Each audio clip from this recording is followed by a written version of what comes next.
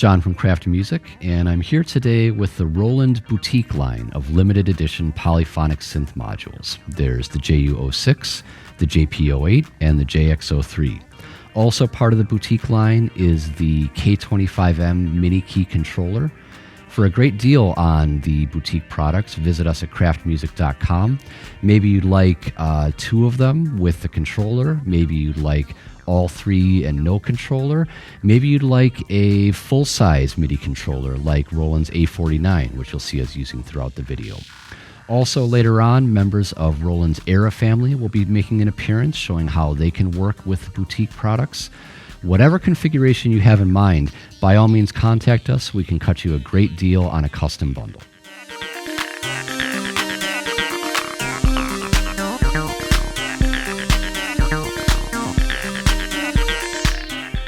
In the course of this video, you'll hear a variety of playing examples, not just from me, but also from my friend Adam, who you may recognize from our digital piano demos.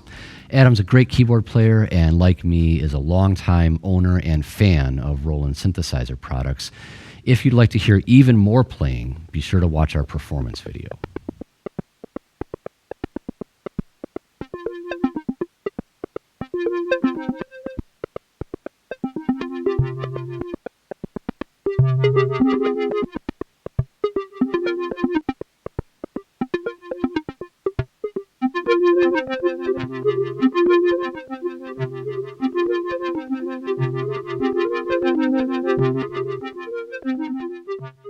Each of the Boutique modules is patterned after a classic Roland synthesizer.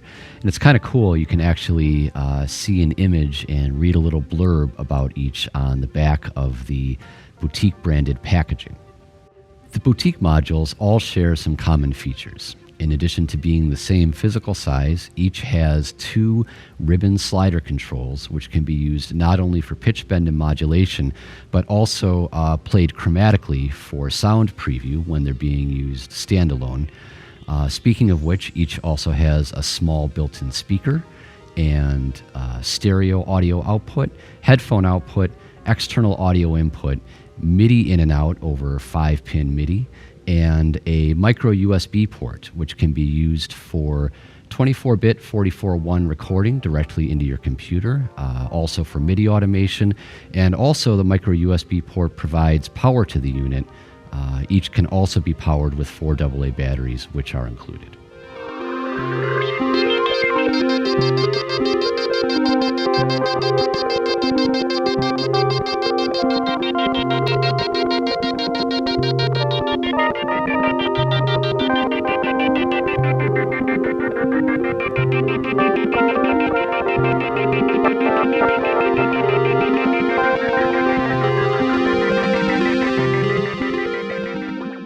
When we unboxed these modules, we were really impressed with the solid build quality.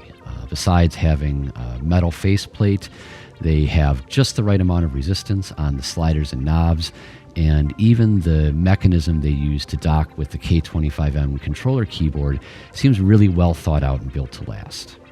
Speaking of the K25M, it's a 25-note controller keyboard with velocity-sensitive mini keys that can accommodate any of the Boutique modules. Once a module has been docked and connected with a ribbon cable, it can be used flush or tilted at one of two angles. In terms of their sound, the Boutique modules use Roland's analog circuit behavior technology, which we first saw in the Aira series of products, and which has been used here to faithfully recreate all the component circuitry of the original synthesizers upon which these are based.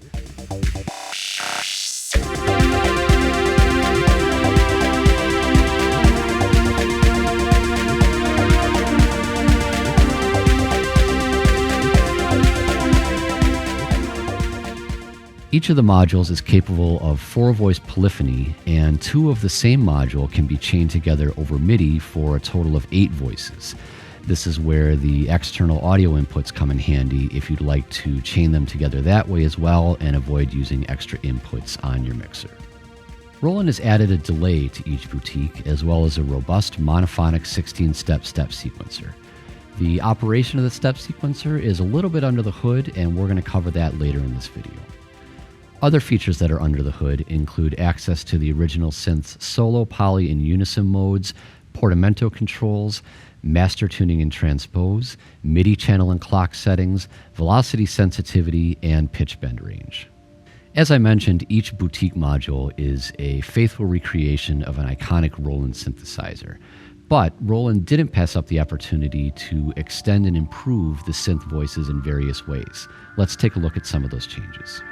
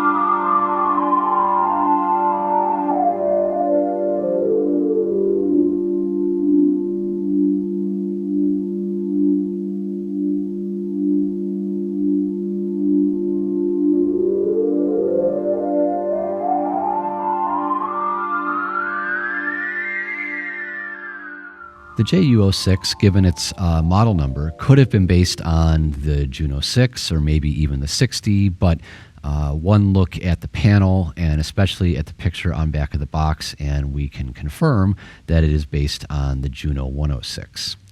Since the JU-106 is sort of the least complicated synth voice architecture of any of the three boutique synths, it's made it through pretty much intact. Just a couple of things have been added or extended on the 106, one of which is that the high-pass filter on the original Juno 106 had sort of 4 detented clicky stops on it, 4 possible levels, whereas the high-pass filter control on the JU-06 is continuous. So you can not only dial in some different levels in between the 4 stops, but also do continuous sweeps of the high-pass filter if you want to.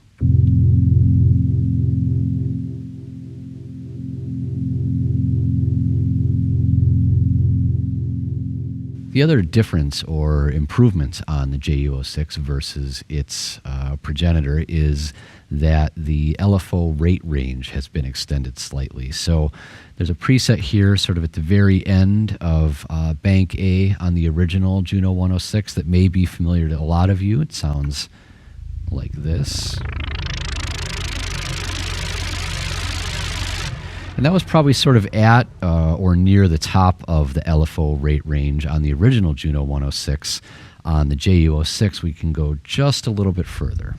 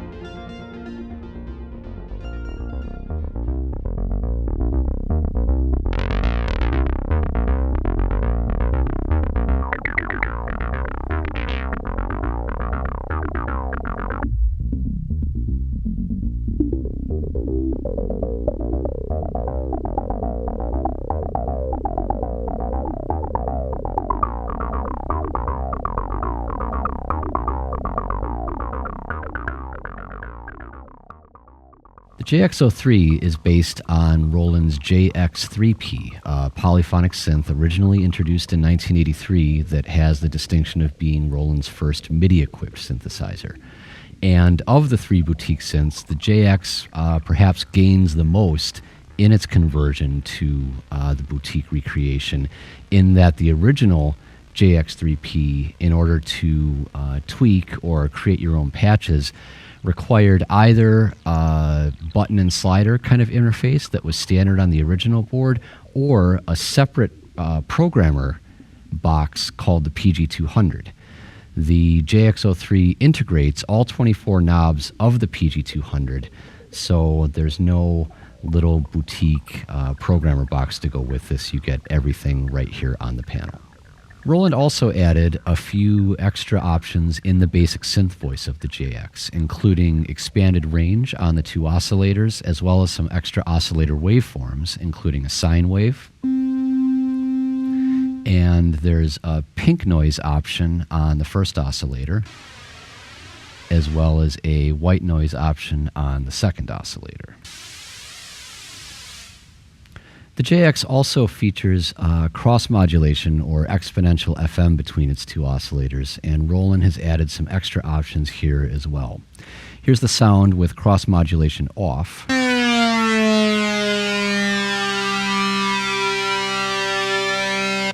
And then the first option on the original JX was a basic sync type of cross-mod, and that has been reproduced here.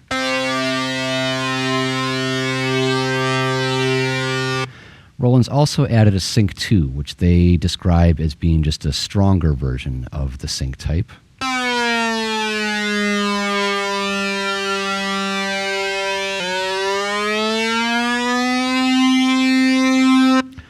There's a metal or metallic type of cross mod.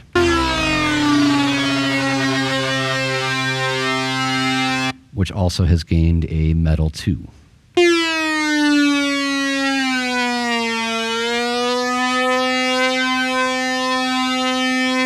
And then finally, there's a new ring modulator type of cross modulation, which gives you only the sideband frequencies.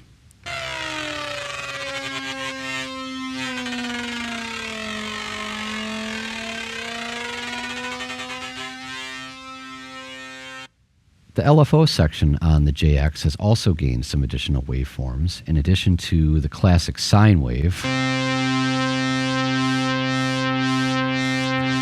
There are now ramp type,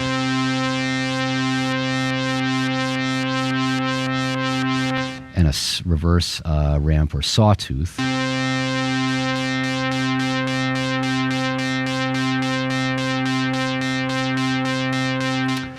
As well as a square wave.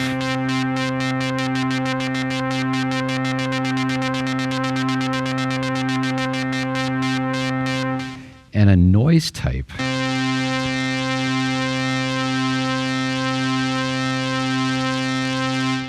Which can also be applied, we're applying it here to the filter, but that can also be applied to the oscillators, which gives you that kind of sound.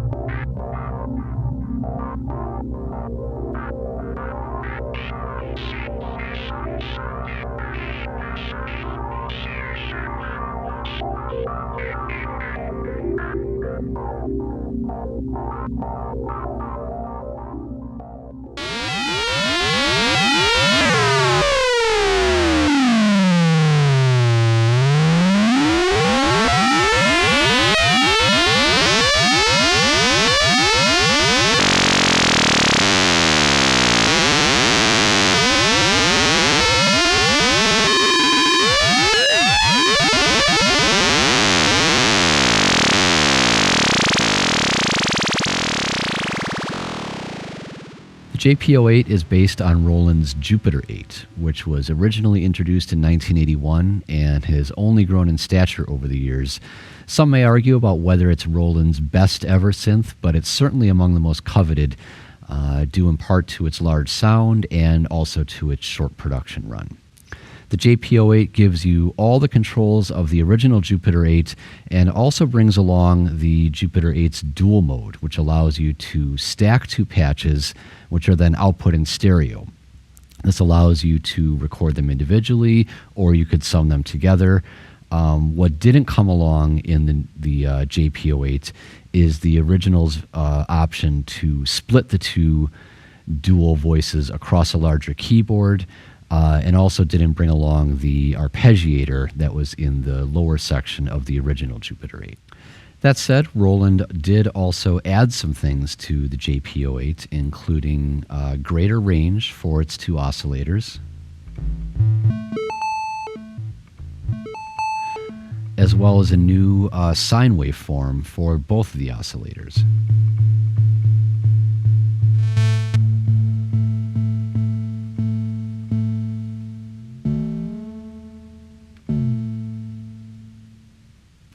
They've also added some new waveforms to the LFO section. There's a new triangle shape, which we can hear.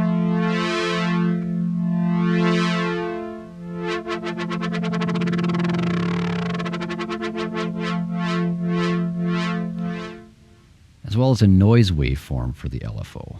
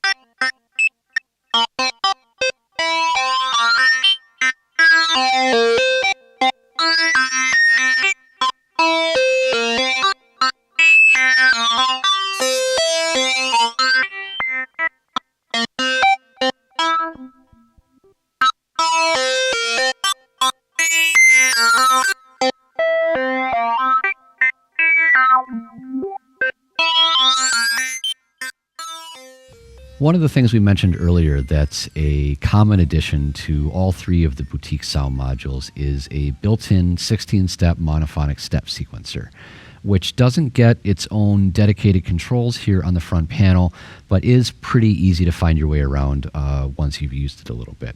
Entering steps is really easy. You can simply hold down a step and enter a note on the keyboard.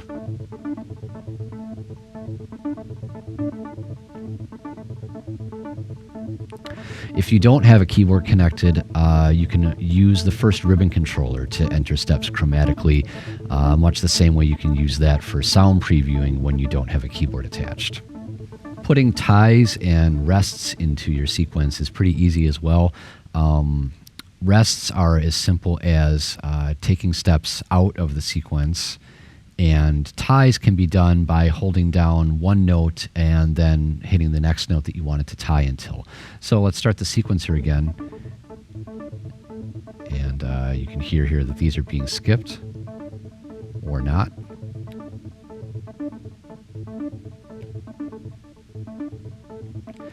And again, if we want to put in a tie, I can go just between two notes here, or even longer.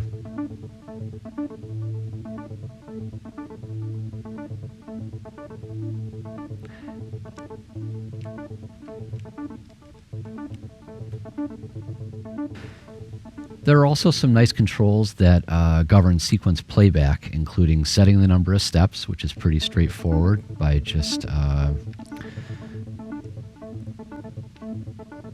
changing it there. You can change it to any number.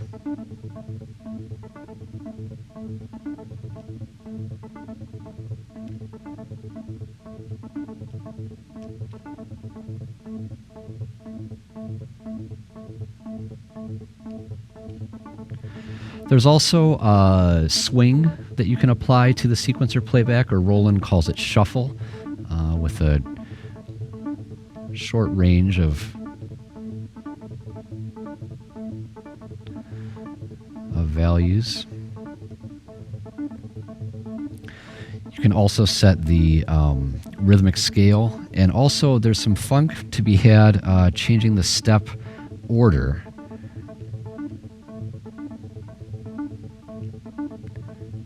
much.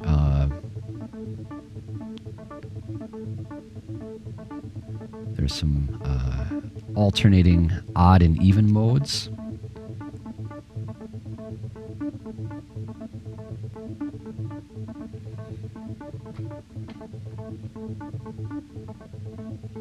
As well as a completely random mode.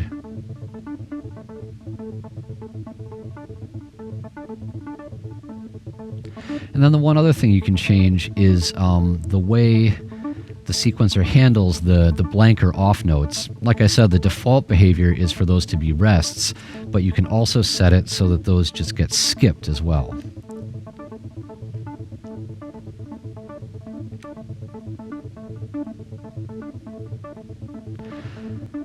So lots of control over the way the sequencer plays back, lots of options for pattern variations, and all achievable while the sequencer is running.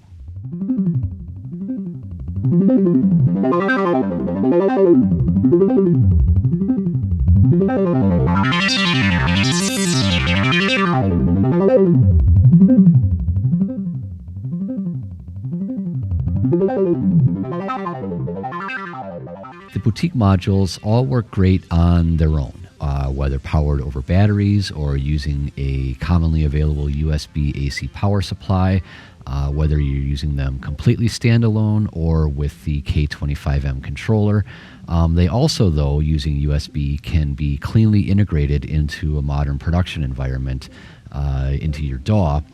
With Roland's free driver that will be available for download, the whichever module you're using will show up as another audio input device, and you'll be able to record audio at 24-bit 44.1 directly with no loss in quality. And you can also send it MIDI notes and MIDI automation information to sequence and automate the module from your DAW as well.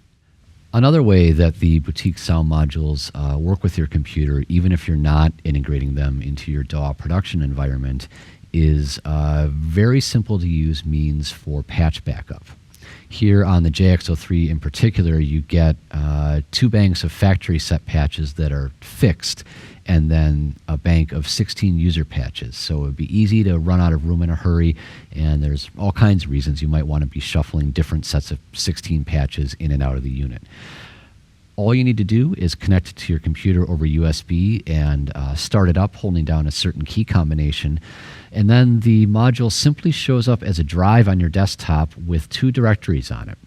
There's one called Backup, and you would drag the patches that are currently in the unit out of the backup directory and to a folder, say, on your desktop, or just copy the backup folder out as is.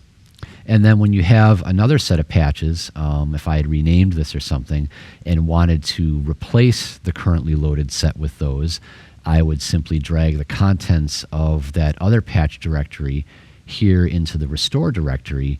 And then again, there's another button to hit on the unit, which tells it, okay, now take the patches in the restore directory, make those the active patches. So those patches would then appear in the backup folder the next time you connect the unit over USB.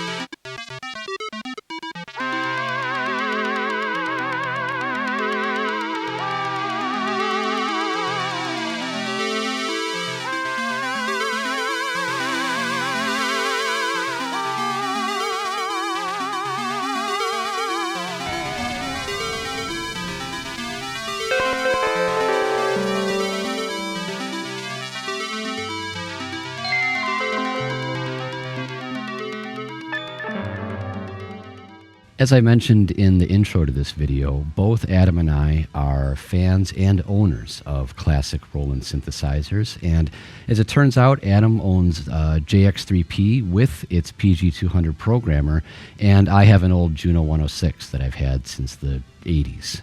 So since we were covering the Boutique synths anyway, we'd figure why not bring in the originals and do a little comparison here. Not to nitpick and find little differences, but to really to illustrate just how well Roland has nailed the sound of these vintage pieces.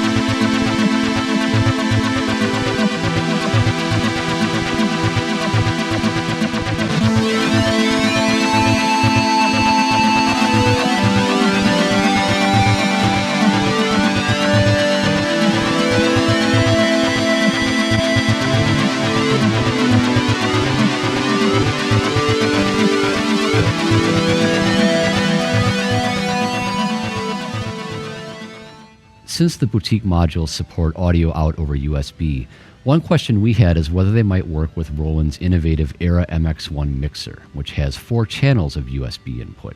When the MX-1 was first released, it was stated pretty clearly that its USB audio inputs were strictly for members of the Aira family. However, since then, Roland has released an update for MX-1 that added support for the JDXi and the JDXA workstations, as well as the Jupiter 50 and 80, so it seems likely that support for the Boutique modules will come in a future update. What we found is that it's simple to add a single Boutique module to an MX-1 setup. MX-1 has 4 USB inputs, one of which provides bus power. So simply connect your Boutique module to that USB input and it works fine, sending audio and MIDI over USB. You may be thinking that a workaround to add a couple more Boutiques to MX-1 would be to connect them to the unpowered USB inputs and let them run off battery power. What we found, however, is that once you connect a USB cable to a Boutique module, it wants to get its power over USB and will not work with battery power.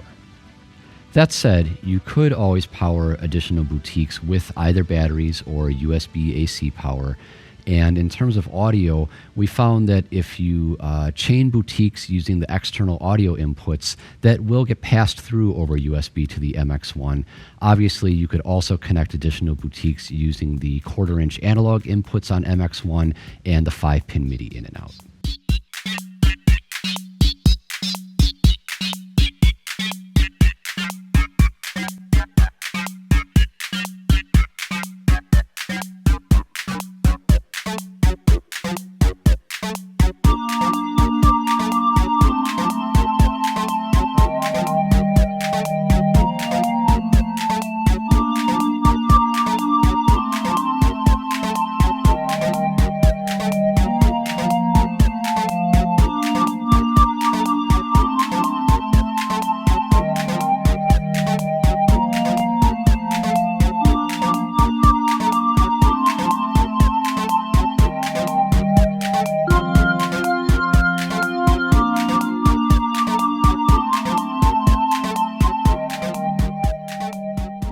So that's the Roland Boutique family. And again, with the exception of the vintage pieces we showed in this video, any of the Roland gear you've seen can be combined into a custom bundle just for you, so hit us up and we'll make you a great deal.